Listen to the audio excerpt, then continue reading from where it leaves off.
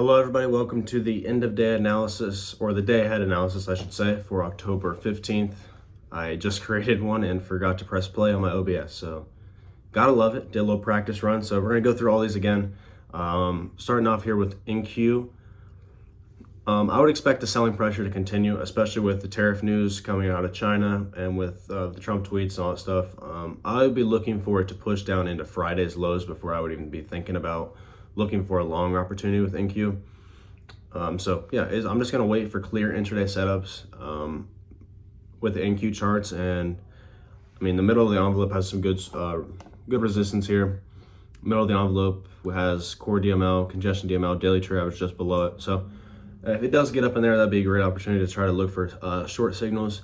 Also putting in a little bit of a flash on the daily with the reaction resistance line, along with extension DML and congestion DML starting to creep inside the envelope. So as always, good signs of pressure above you, or if it's reversed with the reaction support line and the extension and congestion DMLs are below you, then good opportunity for a long side. But for here, I think it's going to be short.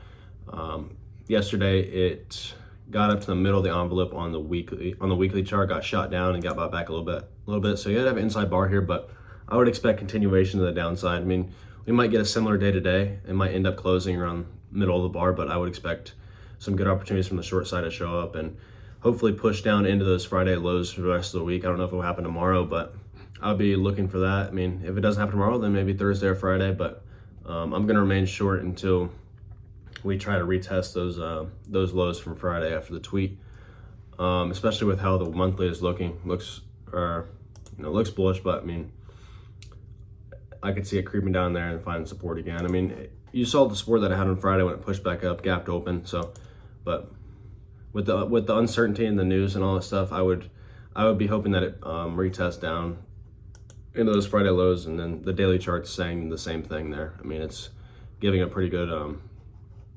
It's 3 closes below the envelope, so technically it's in a trend down. It's a weird trend down, but technically it is. So I would be continue looking for shorts.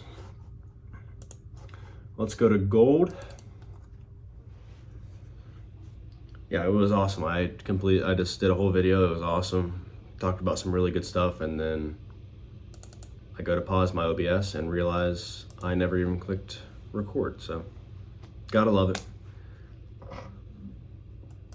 All right, so looking at gold here.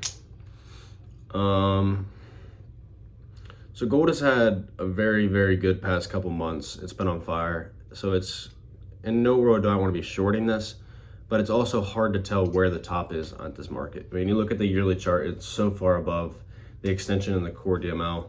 It's made a crazy move this year. So we might be pushing for this extension DML on the monthly chart, where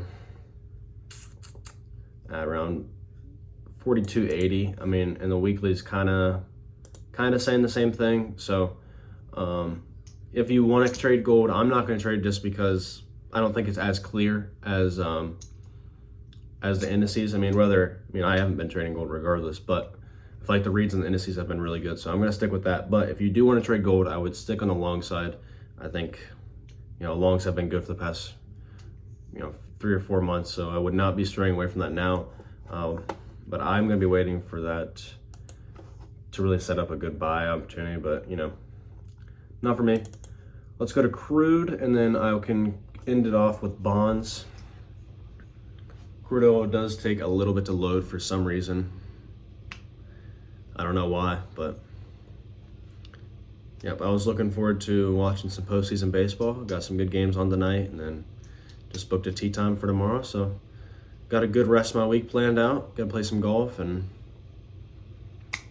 enjoy those payouts. I took a 5K payout today I took a short on NQ at the Open, about $2,000 on 3 of my XFAs. So got a nice little payout there. I left a little bit in those accounts, obviously, so I can try to do the same thing, get more payouts. But I've had a pretty good past couple months. The government shutdown has been treating me very well, but Trump can always send out a tweet and it can mess everything else up. All right, looking at crude here.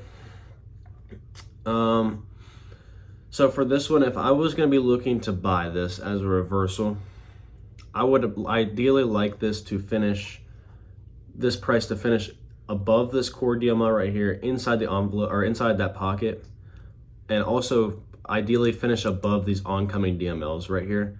I mean, that's a lot of resistance stacked up there at the middle of the envelope.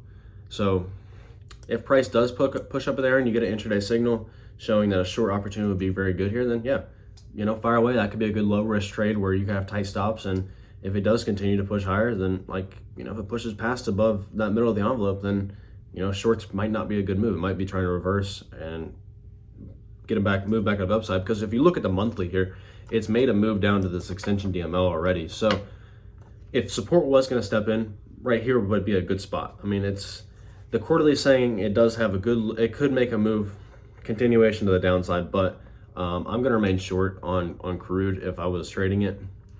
And the weekly kind of looks like it's starting to trend down. We might get a push down to those extensions sent down right there. I know it's trying to put in a flash, but I would be sticking to the short side on crude if I was trading it. Let's end it off here with bonds.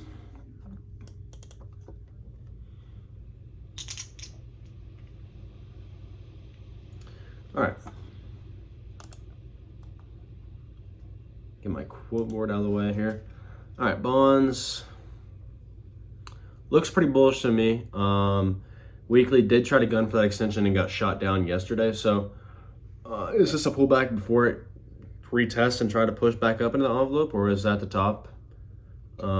Based on the daily chart, I would say it might try to retest and continue pushing, just because you do have a lot of support here at the middle of the envelope. I know these are above you. So if it does get shot down here, then we might have to flip sides with this. But you also have the extension DML inside the envelope, congestion DML creeping inside, with that reaction support line basically just putting in a beautiful flash. It's riding the inside of this envelope. In the middle of the envelope, it's basically overlapping it perfectly. So I think there's a ton of support that middle of the envelope if the price does get down in there. I mean, I think it opened there, so who knows if it goes back down there, but I would be sticking to the long side with crude, at least until it gets in that weekly extension. With bonds. But yeah, so tomorrow I'm gonna be sticking with indices. I'm gonna be looking to the short side before we get down to that the lows on Friday. I think being patient and looking for clear intraday setups on your charts is key. Knowing when to put the pedal down and start making some money is also, don't force it on days that you don't have a good read. Like if you go into the market and you feel like you have a clear read and it's playing out exactly how you expect it, then yeah, that's a good time to make money. Because I go into every day with a game plan and a playbook, and if things don't start working out to how I expected my playbook to work out, then I think that's a good time to turn off the computer and say, today's not a day to make money. I'm not going to force the issue today. I don't need to make money today. Because whenever you are patient and wait till you're on the right side of the market and your game plan is working out how you expected it, then yeah, you can take a real shot in the market and make up for those days you didn't trade. Because if you spend a lot of time at the computer, that doesn't necessarily mean you're gonna make a lot of money. Like, it's all about picking your spots, trading when the market's clear to you, and waiting for clear intraday setups on your charts. And I think that can help balance your psychology if you guys feel like you're just in a bad spot trading. So yeah, that's all I have to say here. That's my end of day analysis. Hope everybody has a good rest of the week trading. Hope everybody trades well tomorrow. I'm gonna go watch some postseason baseball, so hope everybody has a good night.